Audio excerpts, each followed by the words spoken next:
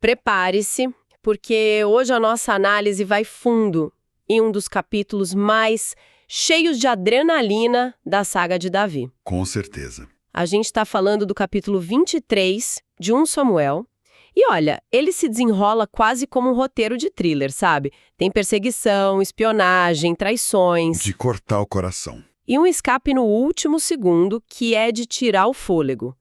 Nossas fontes aqui são Bíblias de Estudo, a Holman e a NAA, que funcionam como nosso dossiê, nos dando a história e também as notas de rodapé, os comentários que mostram o que está acontecendo por baixo da superfície. Exato. A nossa missão aqui é entender como esse período de caça implacável acabou forjando o caráter de um futuro rei. É um teste de fogo, literalmente. Então vamos direto para a cena.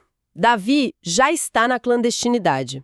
É o homem mais procurado do reino, fugindo do rei Saul. O instinto de sobrevivência grita: Fique escondido, não chame atenção. Exato. Mas aí chega uma notícia.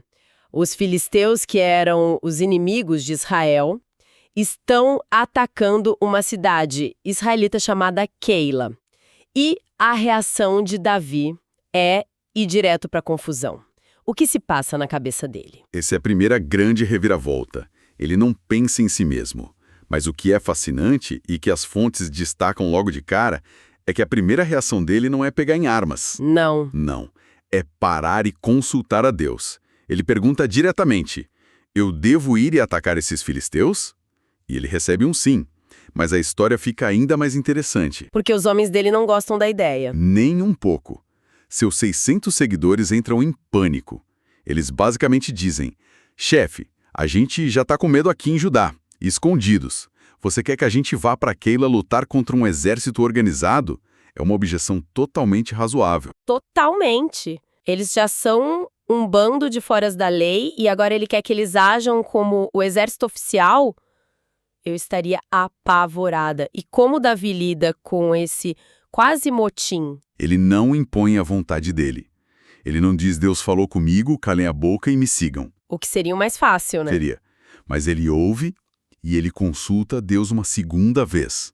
Isso é um detalhe crucial. Ele está validando a preocupação da equipe dele e buscando uma confirmação não só para si, mas para eles também. E a resposta vem. Vem de novo e ainda mais forte. Vá, pois eu entregarei os filisteus nas suas mãos. Isso mostra um nível de liderança muito sofisticado, não é? Não é só sobre ter fé, mas sobre ter uma fé que inspira confiança nos outros. Ele mostra que a convicção dele é tão sólida que ele está disposto a verificar 2 vezes pelo bem da equipe. Exatamente. E com essa segunda luz verde, eles vão. E a operação é um sucesso. Um sucesso total. Eles descem e atacam os filisteus, impõem uma derrota pesada e salvam a cidade de Keila. Davi passa de fugitivo a herói local.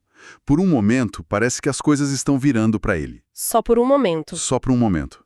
Porque aí o outro lado da moeda se revela. O lado sombrio, que é o rei Saul. Quando a notícia chega para ele, não é "Uau, Davi derrotou nossos inimigos", é outra coisa, certo? Completamente diferente. A reação de Saul é uma das passagens mais reveladoras sobre o estado mental dele. Ao saber que Davi está em Keila, uma cidade com muros e portões, a primeira coisa que ele diz é: Deus o entregou nas minhas mãos. Peraí, ele diz Deus o entregou. Ele está sendo cínico, usando uma linguagem religiosa para justificar a vingança dele, ou ele realmente acredita que Deus está do lado da paranoia assassina dele? Essa é a grande questão, e tudo indica que ele realmente acredita.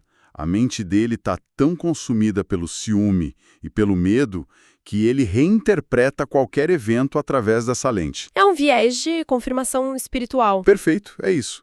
Qualquer coisa que se alinhe com o desejo dele de destruir Davi é, na cabeça dele, um sinal de Deus. É assustador. E perigosíssimo para Davi. Ele agora está seguro dentro dos muros da cidade que salvou, mas esses muros podem rapidamente virar uma prisão. Ele percebe isso, não é? Sim. A inteligência de Davi mostra que Saul está mobilizando exército para marchar até Keila.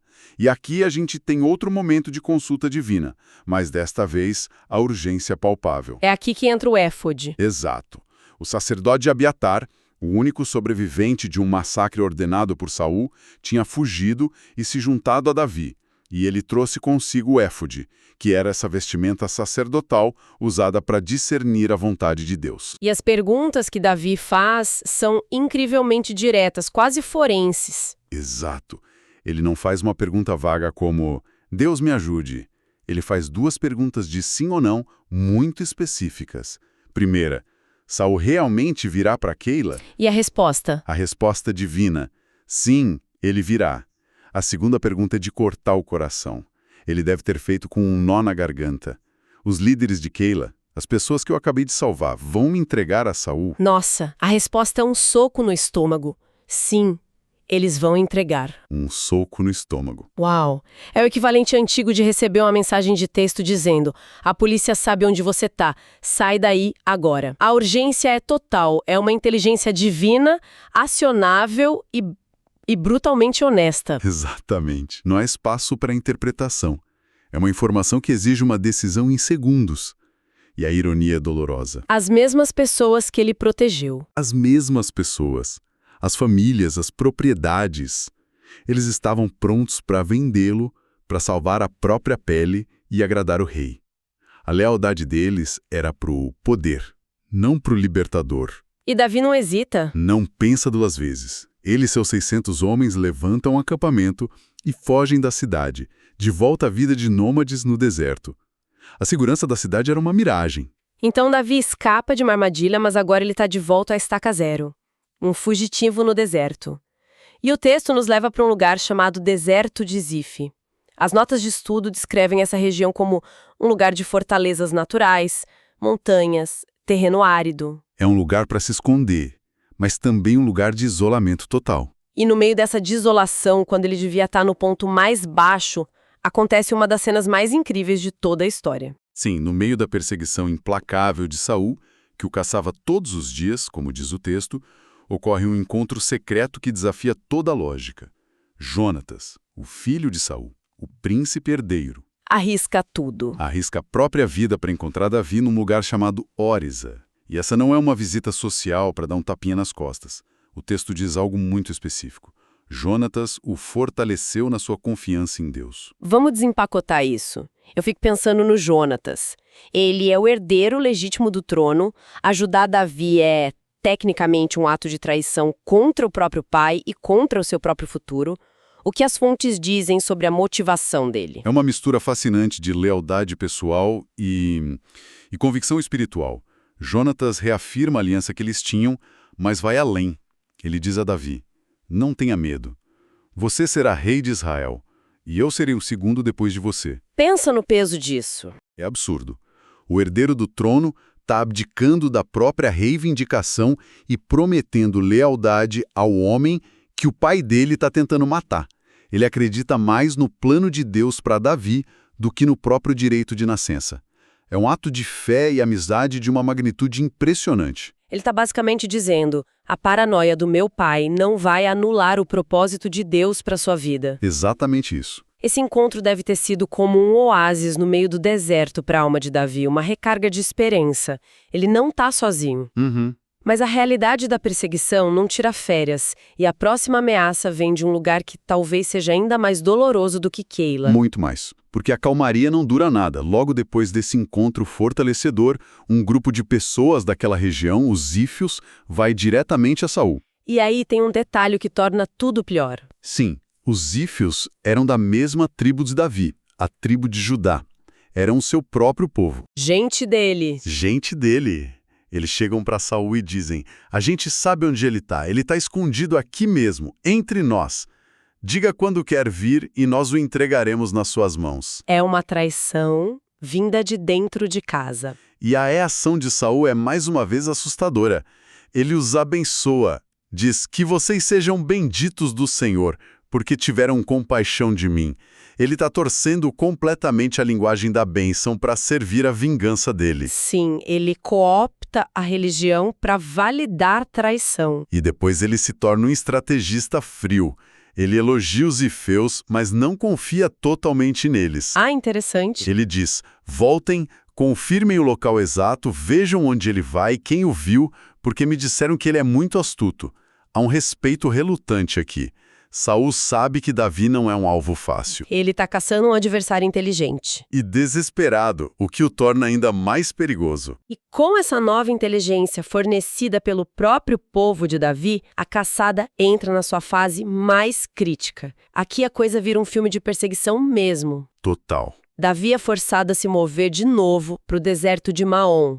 A cena que o texto descreve é de tirar o fôlego. É totalmente cinematográfica. Imagina uma grande montanha, um maciço rochoso. Davi e seus homens estão fugindo por um lado E Saul do outro. e Saul e suas tropas estão circulando pelo outro lado para cortar a fuga. O texto diz que Davi se apressava para escapar e que Saul e seus homens cercavam Davi e seus homens para os prender. O cerco estava se fechando.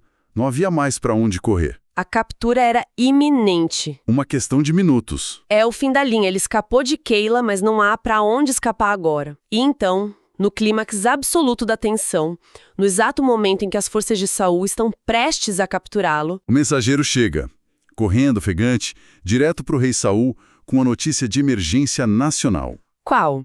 Apresse-se e venha, porque os filisteus estão atacando o país. Isso é o que chamam de Deus ex machina na literatura, certo?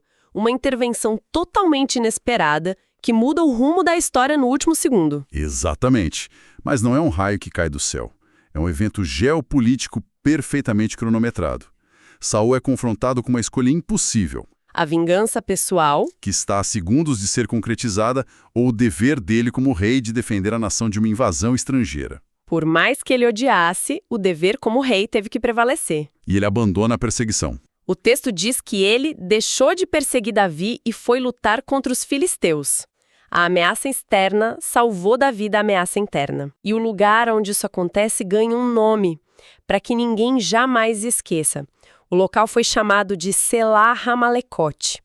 As nossas fontes explicam que isso se traduz como Rocha das divisões ou rocha dos escapes. lindo isso.